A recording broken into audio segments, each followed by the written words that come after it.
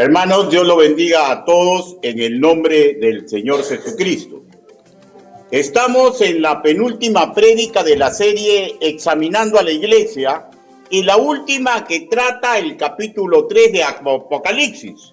El nombre específico de esta exposición es la siguiente: la Odisea, la iglesia a la cual Cristo le tocó la puerta. La Odisea, la iglesia a la cual Cristo le tocó la puerta. Pero antes de tratar los últimos 3 versículos y un forzoso recuerdo de lo ya enseñado sobre la Odisea, permítanme hacer una remembranza de la relación que el Hacedor tiene con nosotros, los integrantes de la raza humana. El Señor, pese a tener un poder imposible de resistir, no elige en línea general este tipo de obrar en corazones humanos. Su poder para nunca perder el hilo de la historia es más ignoto, más misterioso. Es aún un misterio para nosotros cómo hace que todo termine siendo encasillado a la perfección de su perfecto plan. Algún día yo espero comprenderlo. Repito, y de hecho esto será cuando estemos en el tercer cielo. Repito la idea central. Es que desde los inicios nunca nos ha robotizado. Siempre nos dio el derecho de elegir. No suele obligar a sus hijos, y menos al ser humano en general, a que se someta a su perfecta voluntad. De ahí que Adán y Eva eligieron su camino. Lo mismo Caín, Abel y Set. Lo mismo, por ejemplo, Saúl y David. Lo mismo le va a suceder a su persona y al predicador. Pero lógicamente, la ley espiritual de la siembra y la cosecha siempre está activada. Toda acción virtuosa o necia ocasiona una consecuencia en el mismo tenor. Es parecida a la tercera ley de Newton, ¿no? Parecido. En sí, nadie puede escapar a esta ley. Ahora analicemos el tema desde otra perspectiva. Un amor obligado pierde esencia suprema desde sus mismos inicios. Y debemos ser claros, el Señor desea que lo amemos, pero obligarnos a amarlo sería como si que se conformara con limosnas, migajas de amor. Y Él no desea esto, por lo contrario, nos recuerda que desea ser amado sobre todas las cosas y sobre toda persona y con todas las fuerzas posibles. Desea el Hacedor un amor intenso. Y eso está en Deuteronomio capítulo 6, versículo del 5 al 9, Mateo capítulo 22, versículo 37. De otro lado, diré que el Altísimo, para incentivar este tipo de amor, ¿ya? Para incentivar este tipo de amor, tiene una faceta de educador. Él es el maestro más excelso que puede existir. Y en esta faceta intenta que la raza humana suspire por él. Y como maestro supremo nos da razones para que mantengamos una relación íntima con él. Razones que son amores. Cada una de las ideas, conceptos, principios, doctrinas, preceptos, modelos que son expuestos en las Escrituras son magistralmente explicados en los mismos idiomas.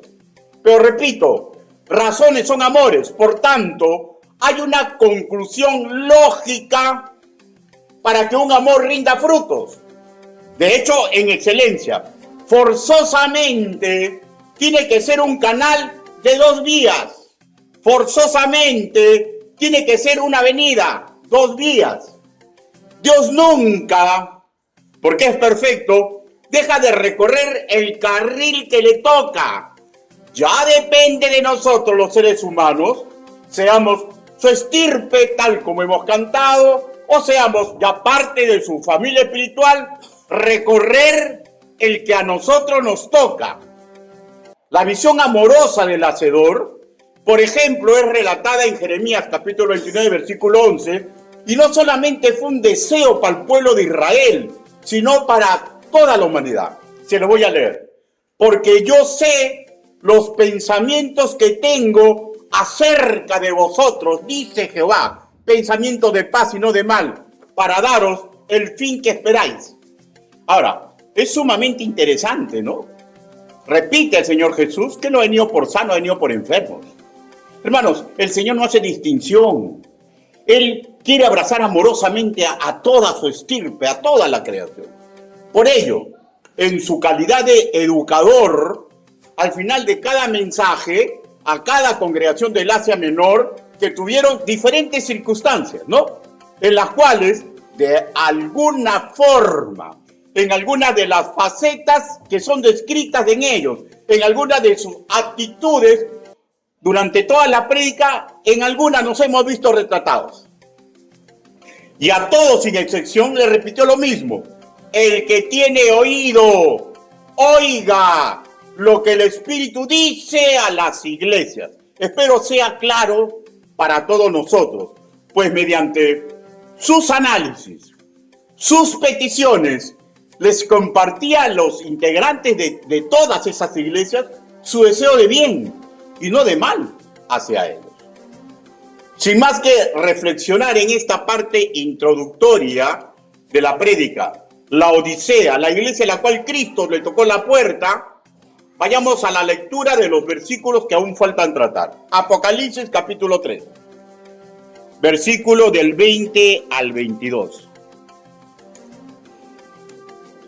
Apocalipsis capítulo 3, del versículo 20 al 22. Ahora, si usted está bien de salud, por favor, por una cuestión de reverencia a la palabra que vamos a leer, póngase de pie. Pero si yo encuentro ya el versículo, si no, tranquilito, búsquelo nomás. Ahora, si está con niños en brazos, tampoco se ponga de pie, ¿no?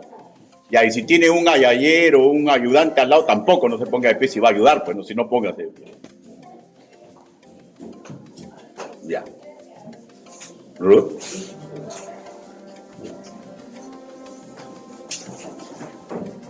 Apocalipsis, capítulo 3, versículo del 20 al 22. Dice la palabra del Señor. He aquí, yo estoy a la puerta y llamo. Si alguno oye mi voz y abre la puerta, entraré a él y cenaré con él y él conmigo. Al que venciere le daré que se siente conmigo en mi trono, así como yo he vencido y me he sentado con mi Padre en su trono. El que tiene oído, oiga lo que el Espíritu dice a las iglesias. Todos a mi voz, el versículo 20, por favor. 1, 2, 3. He aquí, yo estoy a la puerta y llamo. Si alguno oye mi voz y abre la puerta, entraré a él y cenaré con él y él conmigo. Palabra de Dios. Inclinen su rostro, vamos a orar. Bendito Padre Celestial, todos los que están en este auditorio deben comprender a cabalidad, y los que en algún momento escuchen este mensaje, que no existe ser humano digno de predicar ni enseñar su evangelio. Señor, pero usted me está dando hoy la oportunidad. Hable, Señor Yahvé. Utilice, por favor, el trabajo que he preparado para usted, para que la persona divina, el Espíritu Santo, nos haga ver realidades, Señor, sumamente importantes para el hoy y para el mañana. Así le suplicamos en el nombre bendito, precioso y poderoso del Señor Jesucristo. Amén. Por favor, tomen asiento.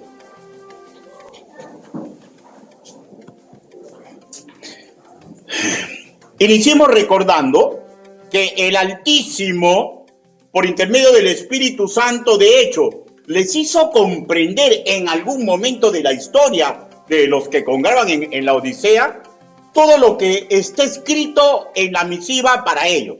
Ojo que una cosa es comprender y otra cosa diferente, hacer caso. o obrar correctamente por lo que ya nuestro intelecto ha asimilado que es correcto. Como ya expresé, el Señor nunca ha obligado a nada. Nos ha dado razones para que obremos en positivo o que dejemos, dicho de otra forma, o que dejemos de obrar en pecado. Cada quien deberá tomar su propia decisión.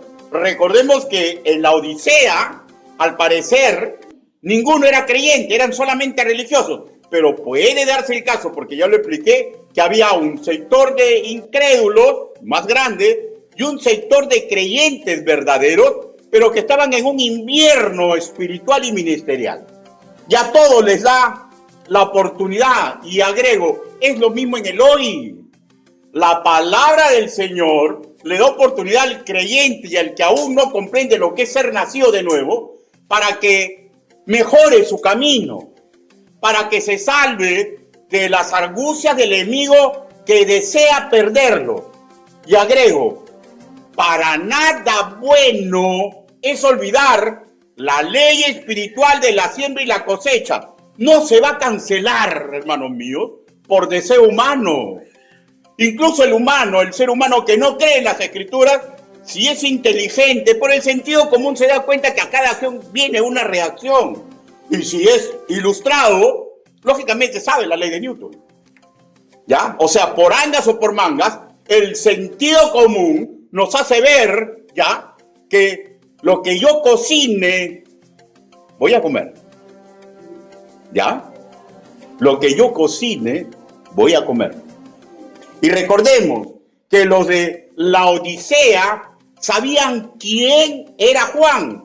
Sus pergaminos para aquel entonces eran absolutamente intachables. Si duraron de algo, es casi seguro que si se lo pedían, él, hermanos míos, él mismo les aclararía el tema. Pues Juan, no hay que olvidar, era vocero oficial del Altísimo, el último que quedaba con vida en aquel momento que se escribe Apocalipsis.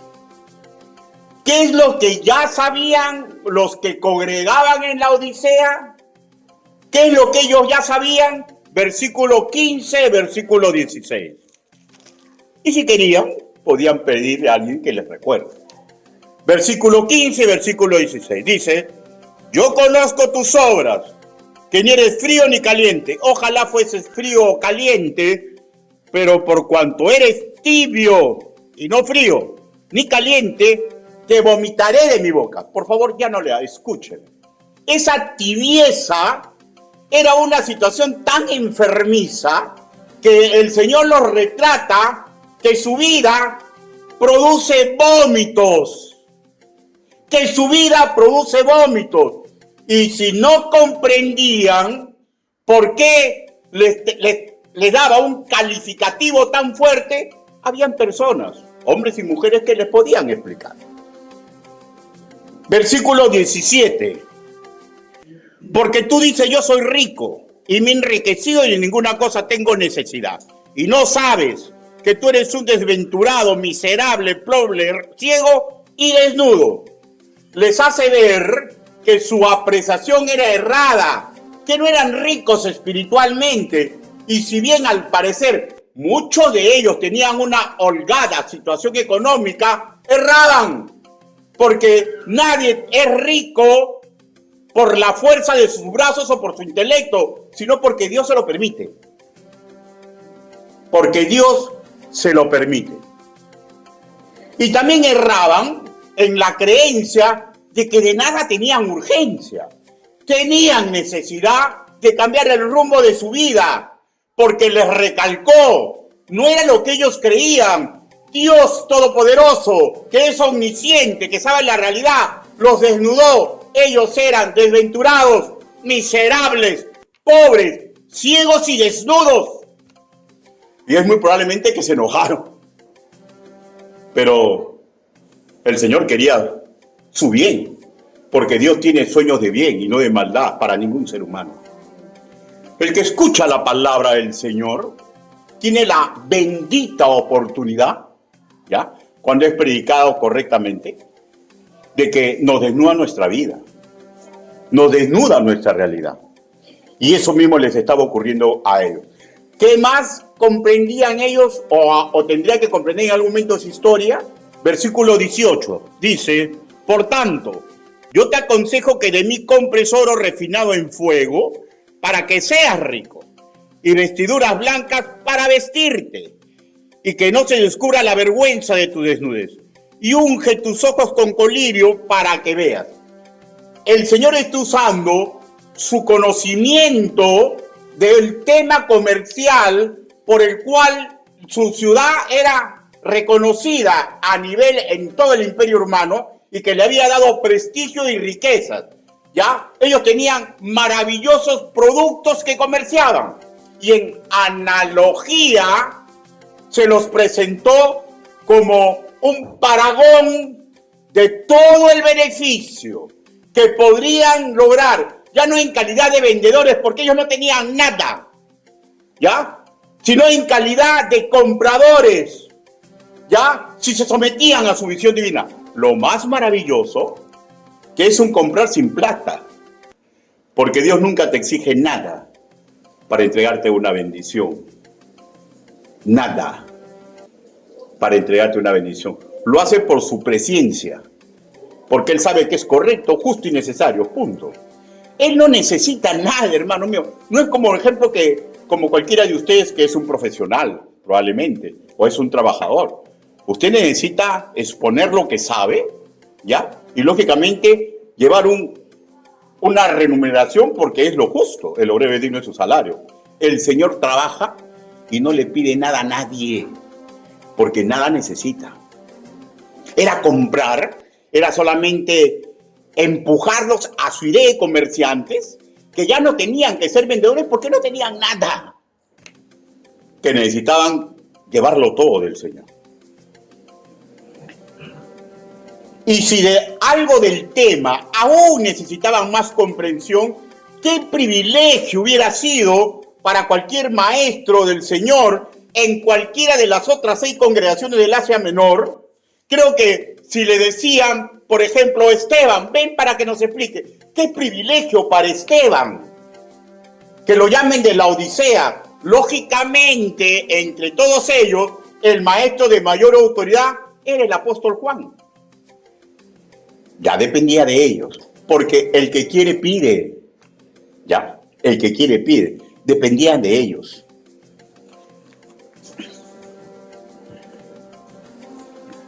De hecho, hermanos míos, algún siervo de aquel entonces que manejaba un poquito más profundo el griego koiné, porque todos sabían el griego koiné. ¿Por qué? Porque el griego koiné es el idioma comercial del Imperio Romano y ellos eran comerciantes, ellos sabían el griego koiné, ¿no?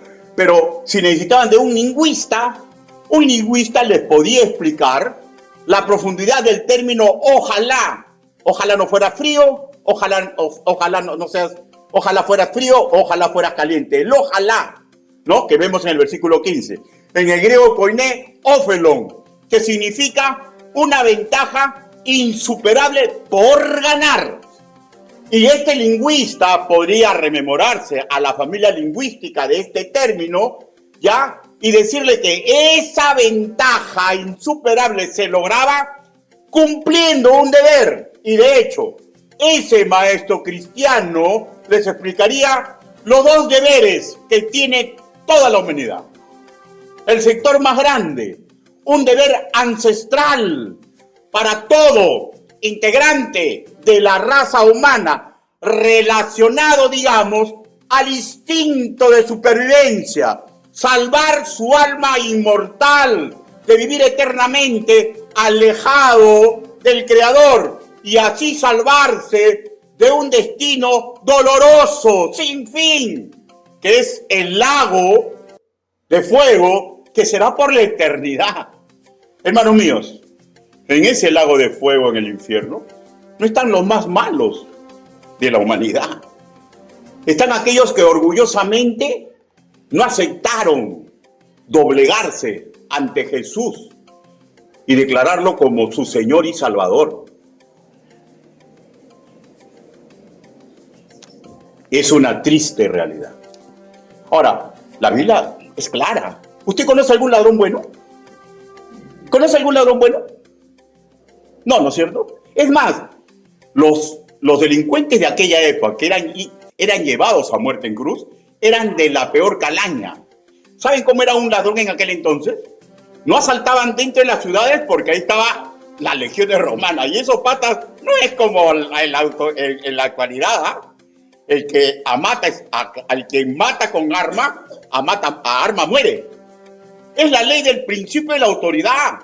A mí si alguien me apunta en la cabeza, yo como autoridad, ¡pum, pum! Es el principio de autoridad bien cimentado en naciones juristas por excelencia. Y el Imperio Romano era un imperio jurista. Completamente jurista, comprendían muy claramente todas estas cosas. Entonces, ellos, hermanos míos, sabían claramente de qué se trataba el tema. Ellos, hermanos míos, tenían que comprender que hay un destino final para aquel que no quiera someterse a Cristo como su Señor y Salvador, que es el lago de fuego. Pero no solamente le hablaba ese deber que tiene todo ser humano, el instinto de supervivencia. ¿Para qué te vas a ir ahí? Es que van a apostar su destino final a lo que dicen algunos filósofos, algunos educadores que van detrás de la barbarie de que no haya ley, no haya justicia, que los hombres pueden parecer mujeres, que el desbarranco moral de la humanidad es que van ahí detrás de esas ideas absurdas, ilógicas, irreverentes tanto para el hombre como para la mujer. Por ejemplo, que le dice una mujer, tú puedes ser asesina, porque lo que está en tu vientre todavía no es un ser humano. Y no pueden ver una ecografía. Cuando le pasan una ecografía a un ser que está en el interior de una mujer, no pueden ver que bum, bum, bum, bum, corazón, hígado, no pueden ver que si le hacen así se esconde, tiene miedo. Y le hacen caso a sus teóricos. Y apuestan su alma eterna. Y es el primer deber de la humanidad, no ir al lago de fuego. Instinto de supervivencia. Es más fácil creerle a un desadaptado, a un anormal moral, que a personas que le demuestran que Dios es amor. Pero ese es el deber de cada ser humano. El que no cumpla su deber, Dios sí va a cumplir su deber. Porque Él ha prometido que va a haber un momento que no va a haber mal en este mundo. Y el mal, hermanos míos, es una actitud de un ser pensante. ¿Correcto? El animal no mata porque es malo. Mata porque tiene que subsistir. Mata porque tiene que subsistir. El que mata por maldad, el que somete a los demás por maldad, son seres pensantes. Y Dios ha prometido que va a haber un momento que no va a haber más mal en este mundo. Pero está la otra cara de la moneda, ¿no? Porque en la Odisea habían personas que no eran creyentes, pero también habían, ¿no? Probablemente creyentes que estaban en un letargo espiritual. Y en esa otra cara de la moneda les habla del deber de un verdadero creyente. ¿Cuál es el deber de un verdadero creyente? No perder. Y si ha perdido, recuperar y cimentar el amor íntimo a Cristo. Aprender y nunca olvidar suspirar por Él, por sus palabras, por sus encargos, por la gran comisión, vincularse a su Señor como un enamorado eterno, celarlo sanamente, y que todo esto iniciaba para el creyente, para el incrédulo, en el arrepentimiento, un cambio de rumbo mental y de accionar. Y de hecho, estoy plenamente convencido que en aquella época había más de un maestro o maestra que podía darles cátedra de todo lo que yo pobremente estoy explicando. Y mucho más. Y no solamente el apóstol Juan. Entremos ahora sí a apreciar Apocalipsis capítulo 3, versículo 20. Dice la palabra: he aquí, yo estoy a la puerta y llamo. Si alguno oye mi voz, abre la puerta, entraré a él y cenaré con él y él conmigo. Estuvieron los de la Odisea en tiempos de decisiones cuando les interpretaban este versículo, ¿no? Y creo que siempre será tiempo de decisiones cuando escuchamos la palabra del Señor. Versículo 20 en su primera parte dice, he aquí, yo estoy a la puerta y llamo. Este hecho, hermanos míos, es tragicómico, ¿ya? Si fuera una obra de arte, pero no es una obra de teatro. Es un cuadro de la vida real. Estamos ante una situación absurda. El que llama es el Rey de Reyes, el Señor de Señores, que en sí, Él no tiene necesidad de nada, pero Él puede darlo todo. Y Él está llamando a la puerta de una congregación que son mendigos, que tienen necesidad de todo. Lo tragicómico es que el dueño llama a la puerta de su propiedad porque ha sido dejado fuera. ¿Ya?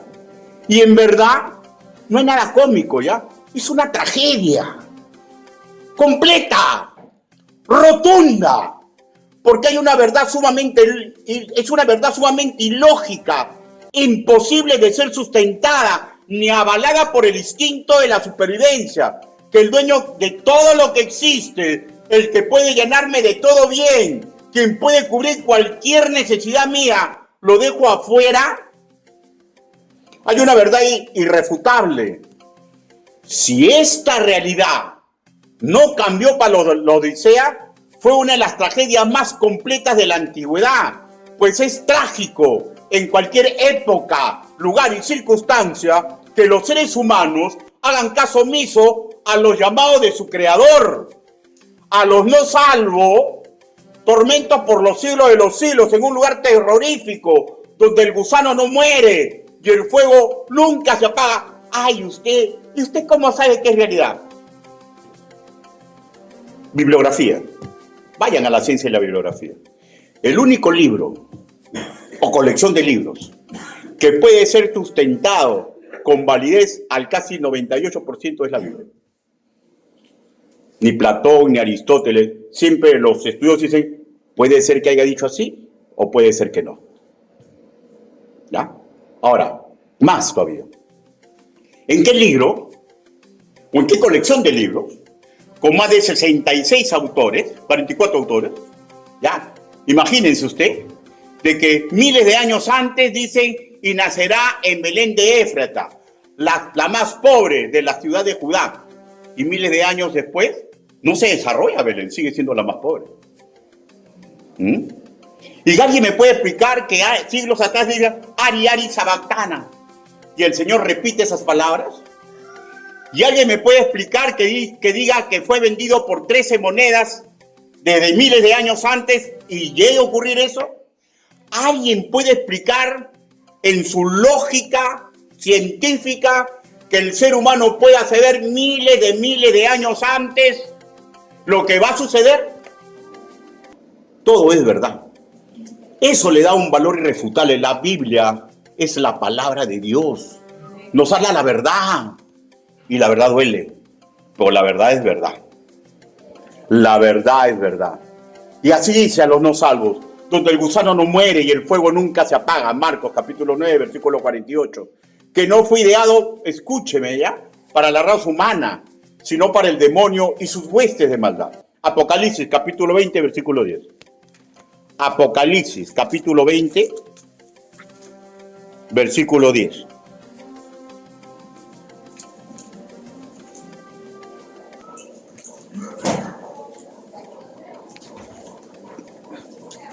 Miren lo que dice.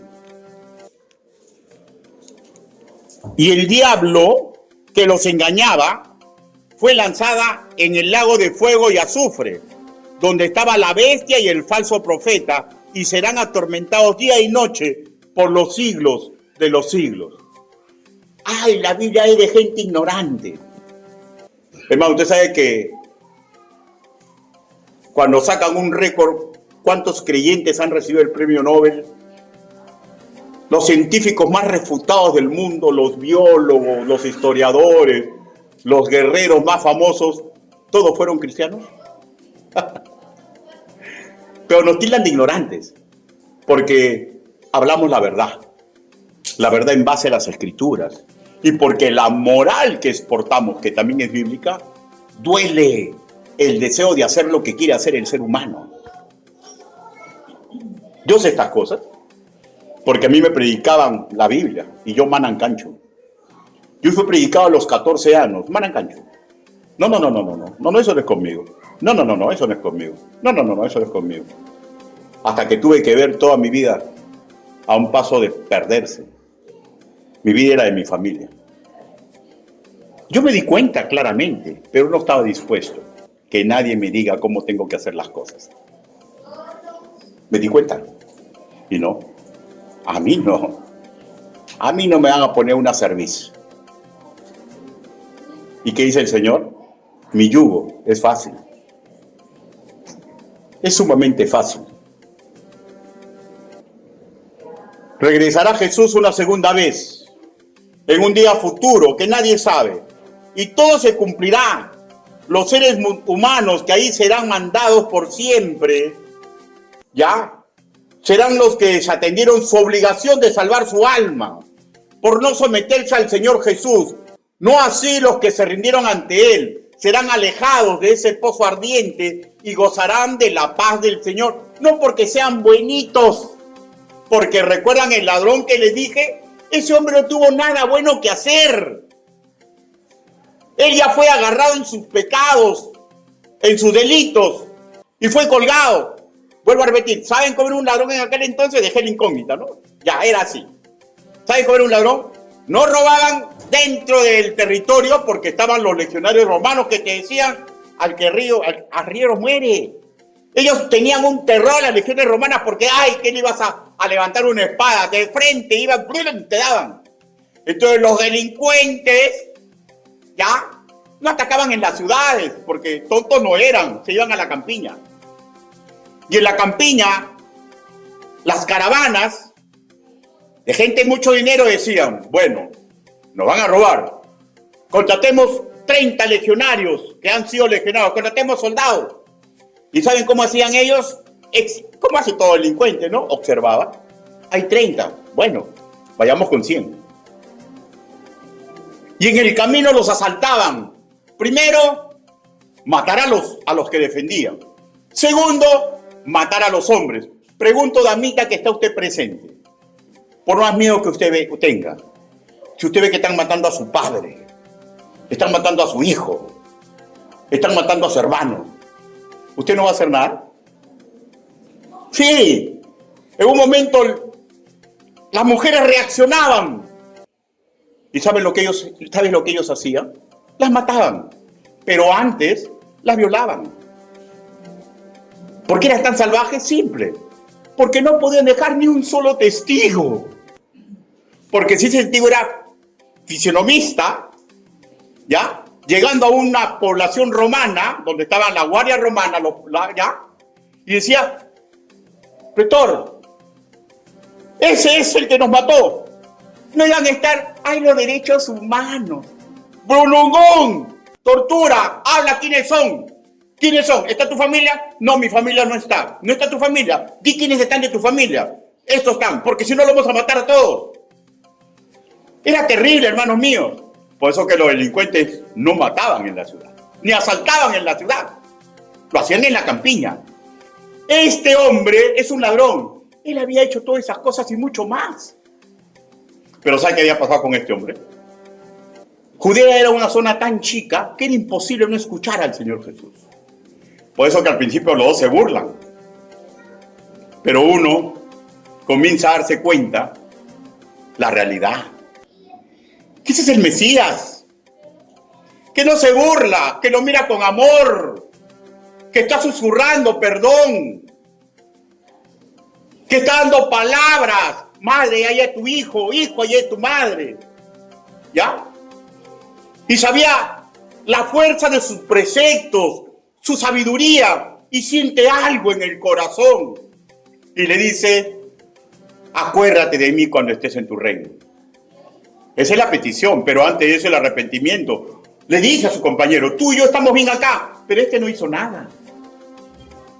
Y el Señor voltea y le dice, hoy mismo estarás conmigo en el paraíso.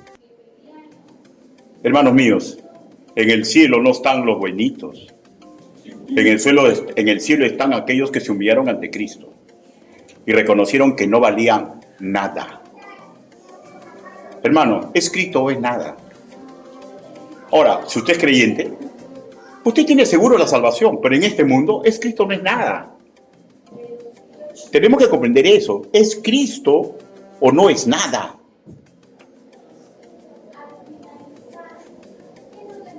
Segunda de Tesalonicenses, capítulo 1. Segunda de Tesalonicenses.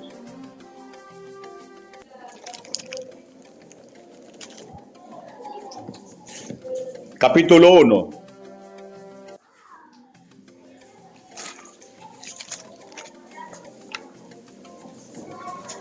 Del 7 al 9. Miren lo que dice. Ya hemos visto el destino de aquellos que niegan al Señor Jesucristo. Ahora vamos a ver el destino de aquellos que se someten a Cristo. Dice la palabra del Señor.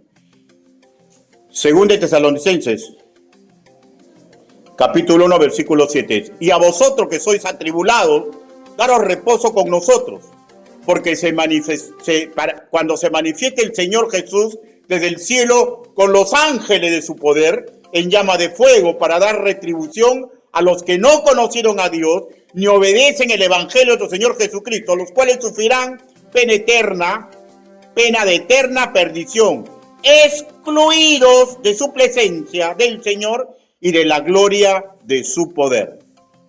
O sea, está claro, ¿no? O sea, el grueso de la humanidad va a ser excluida. El grueso de la humanidad va a ser excluida.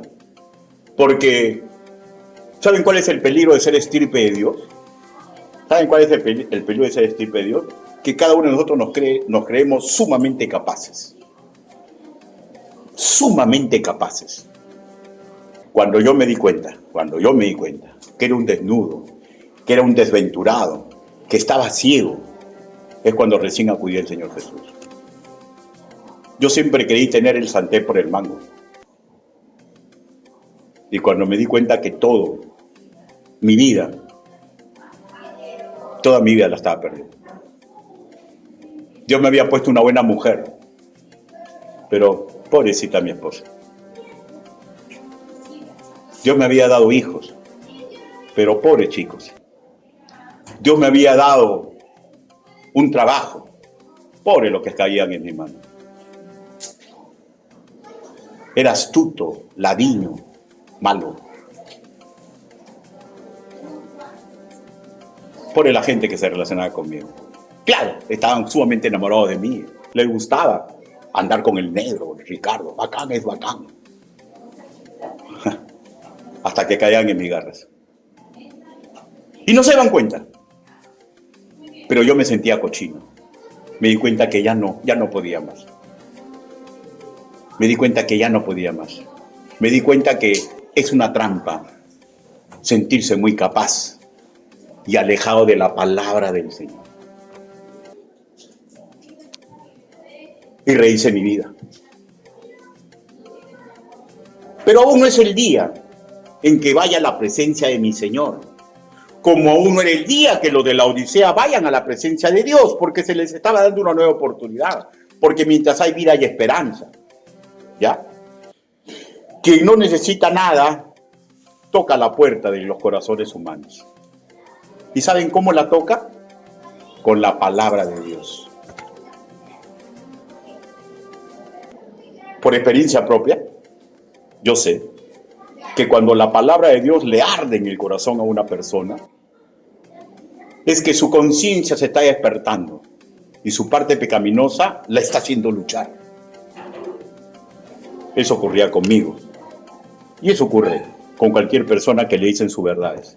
Y mucho más si son verdades que son bíblicas, porque hay un ser sobrenatural que nos hace comprender la verdad, que es el Espíritu Santo, que no necesita uno ser creyente o no.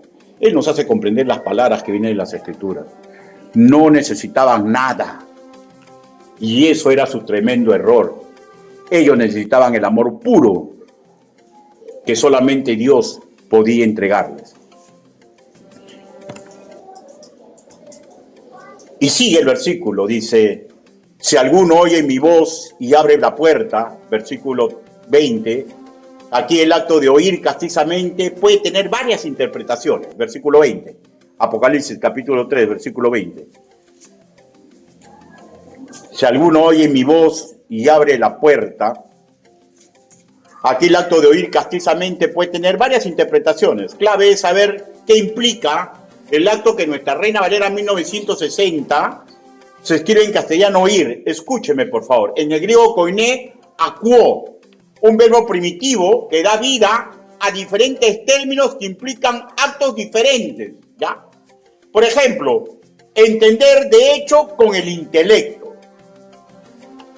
Oír ahí significa entender algo con el intelecto, escuchar de hecho con los oídos, hablar de hecho con los labios, pero si sumamos su voz, oímos su voz, está hablando, escucharon su palabra, ¿ya? Escuchaban su palabra, leían su palabra, observaban su palabra. Y al estar involucrada con el acto de obedecer, el abrir la puerta implica que el mendigo desventurado deje entrar en su vida al Rey de Reyes y Señor de Señores. Ahora, lo que aún no le explico es que oír también una sección de oír es también obedecer. ¿Ya? Pero hay la duda, ¿no? ¿De qué está hablando? Pero hay una regla de interpretación que cuando dos situaciones se repiten en un mismo versículo, es que esa es la acción urgente. Y la acción urgente es que ellos le abran la puerta. Que implicaba que el mendigo, el desventurado, ¿ya? Deje entrar en su vida al Rey de Reyes y Señor de Señores.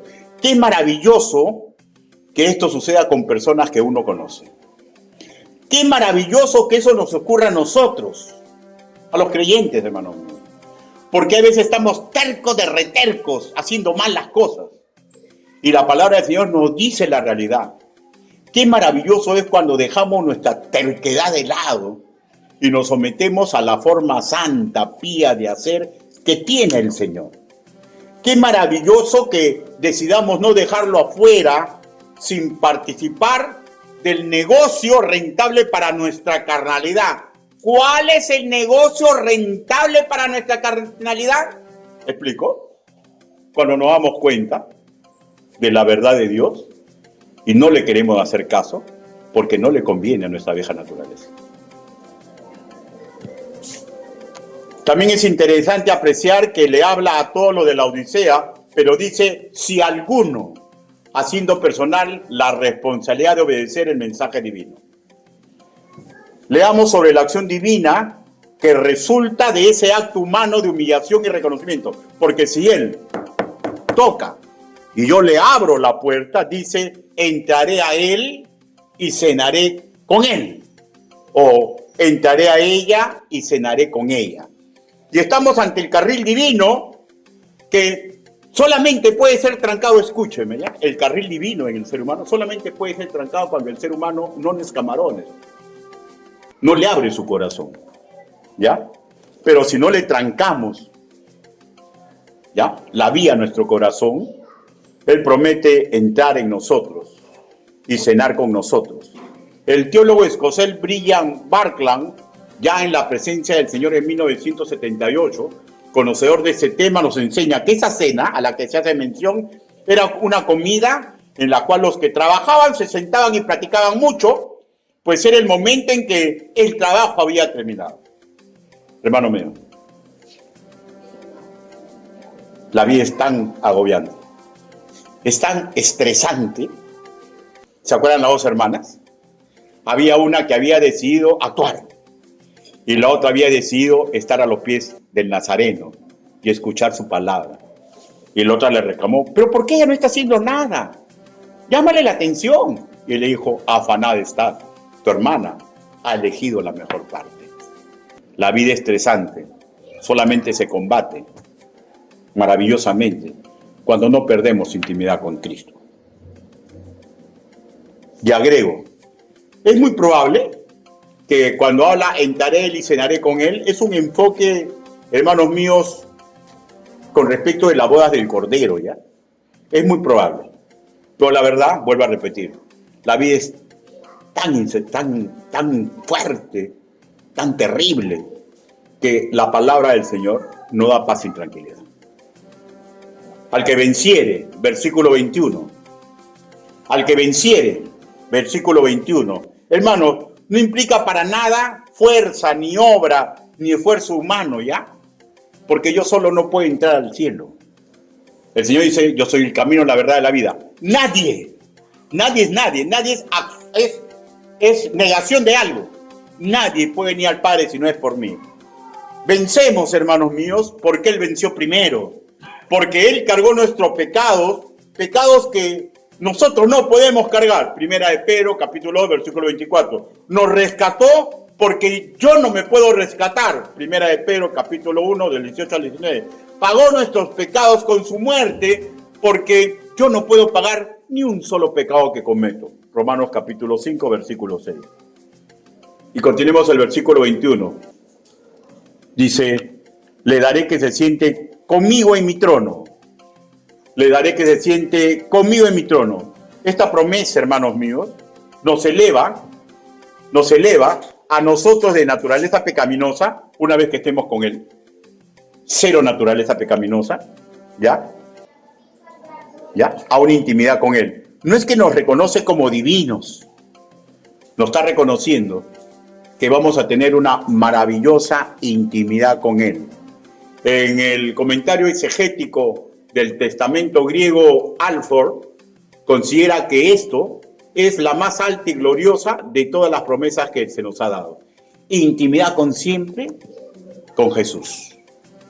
Intimidad con siempre con el Padre. Cerremos el versículo 21 en su segunda parte. Apocalipsis, capítulo 3, versículo 21. Dice,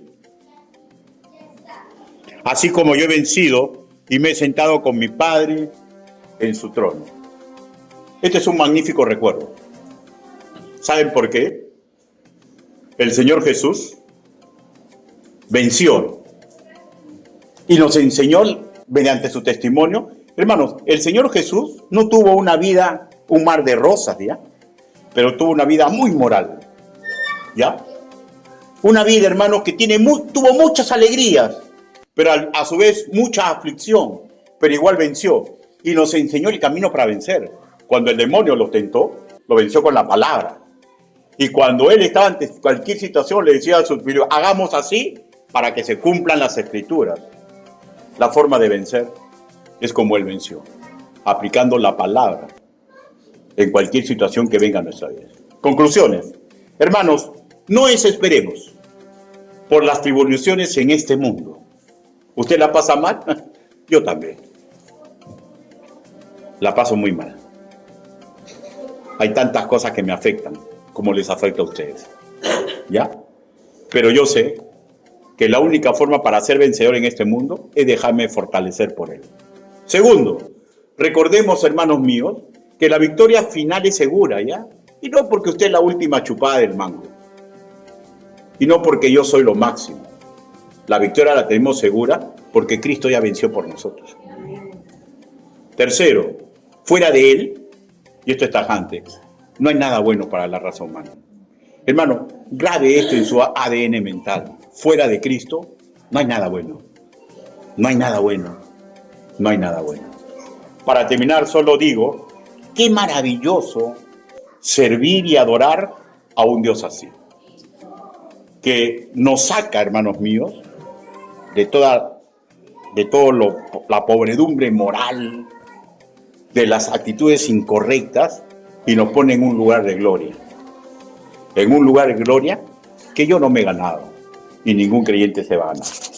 El cielo, hermanos míos, va a estar lleno de personas que simple y llanamente aceptaron a Jesús como su Señor y Salvador personal. Y una vez que lo aceptaron, comenzaron a suspirar de tal forma con Él que comprendieron que tienen que tener un buen testimonio, porque hay muchos que van camino al infierno. Y tienen que ver que el poder, el amor, la moral de Dios es real. ¿Y cómo van a verlo? En nosotros. El que suspira por Cristo intenta cambiar su vida para hacer un testimonio vivo de lo que Cristo puede hacer con cualquier ser humano. Inclinen su rostro. Vamos a orar. Por favor, hagan de este momento un momento muy personal, ¿ya? Porque a nadie le gusta que vean sus decisiones. Quiero hacer una pregunta. ¿Alguien de los que están en este auditorio desea recibir a Cristo como su Señor y Salvador? Si ese es su deseo, levante y baje su mano. ¿Alguien desea que en breves minutos, 10 minutos a lo mucho, se le enseñe el camino a la salvación? Si ese es su deseo, levante su mano e inmediatamente bájela. ¿Alguien desea recibir a Cristo como su Señor y Salvador personal? Ahora quiero hacer otra invitación. Para usted, si ya se reconoce como creyente, ¿quiere tener fuerza para cuando lleguen las decisiones a su vida? ¿Hay algo que no quiere dejar y usted ya se dio cuenta que le hace daño? Necesita fuerza. Necesita estar dentro del plan de Dios. Y hay una parte muy bonita en la Biblia que dice que aprendamos a hacer espectáculo para nuestros ángeles.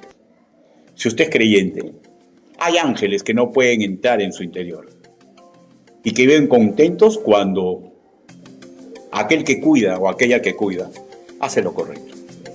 ¿Alguien desea pedirle fuerzas al Señor porque se da cuenta que sus fuerzas ya son escasas? Levante su mano. Dios te bendiga, Dios te bendiga. Baja inmediatamente. Dios te bendiga, Dios te bendiga. ¿Alguien más? ¿Alguien más? Dios te bendiga.